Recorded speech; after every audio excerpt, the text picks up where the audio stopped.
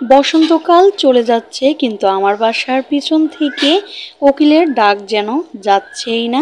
আসসালামু আলাইকুম। আজকে আপনাদের সামনে নিয়ে চলে আসলাম আলু দিয়ে শিং মাছের পাতলা ঝোল রেসিপি। চলুন মূল ভিডিওতে চলে যাই। আজকে আপনাদের সাথে শিং মাছ পরিষ্কারের টিপস সহ রেসিপির মাধ্যমে শেয়ার করলাম। তো প্রথমেই কালো কুচকুচে শিং মাছগুলো নিয়ে নিলাম এবং নিয়েছি পেঁপে পাতা, জাস্ট পেঁপে পাতা, অন্য কিছুই না। এবার হাত দিয়ে খুব ভালোভাবে 10 থেকে 15 মিনিট ডললেই কিন্তু পরিষ্কার হয়ে যাবে, একদম জাদুর মতো। এই তো ডলতে ডলতে কিন্তু আমার পাতাগুলো নরম হয়ে গেছে এবং শিং মাছ থেকেও কিন্তু ময়লাগুলো খুবই সহজভাবে উঠে গেছে। তো এইভাবে করেই আমি আরও 5 মিনিট ডলে নিব, তারপর পানি দিয়ে ধুয়ে নিচ্ছি। তো দেখুন শিং মাছগুলো কিন্তু একদম পরিষ্কার হয়ে গেছে। এবার লবণ দিয়ে খুব ভালোভাবে ধুয়ে পরিষ্কার করে নিয়েছি। এবার আমি মাছগুলো আমার মন মতো টুকরো করে নিব, তারপর নুন এবং হলুদ মাখিয়ে নিব।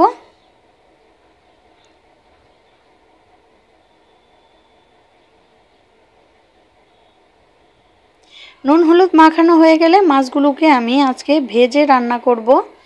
তো হালকা করে ভেজে নিব। আমার বাচ্চারাও খেতে পছন্দ করে, আমিও খেতে পছন্দ করি। আপনারা যদি ভাজতে না চান কষিয়েও কিন্তু মাছটা রান্না করতে পারবেন।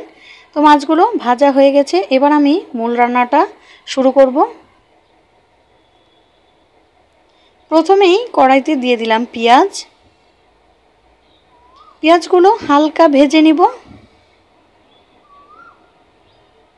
তারপর দিয়ে দিলাম 1 কিউব আদা রসুন বাটা, দিয়ে দিলাম লবণ, হলুদের গুঁড়া, মরিচের গুঁড়া, ধনে গুঁড়া, জিরা গুঁড়া। এবার দিয়ে দিব অল্প পরিমাণে পানি, যাতে করে মশলাগুলো পুড়ে না যায়। এবার মশলাগুলো খুব ভালোভাবে কষিয়ে নেব উপরে তেল ওঠা পর্যন্ত। তো মশলাটা খুব ভালোভাবে কষানো হয়ে গেছে। এবার আমি আলুগুলো দিয়ে দিব। আলুগুলো আমি ঠিক এই সাইজের করে কেটে নিয়েছি, আপনারা আপনাদের মন মতো কেটে নেবেন।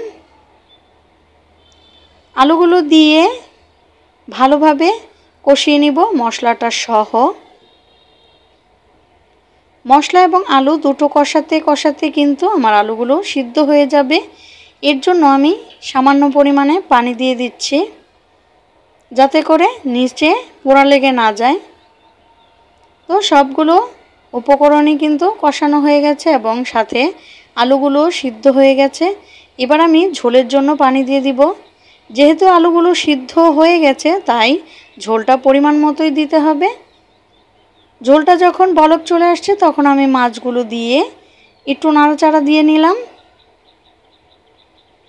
এবার উপর থেকে দিয়ে দিব ধনেপাতা কুচি। এবার 5 মিনিট রান্না করলেই শিং মাছের আলু দিয়ে পাতলা ঝোল রান্না কিন্তু রেডি।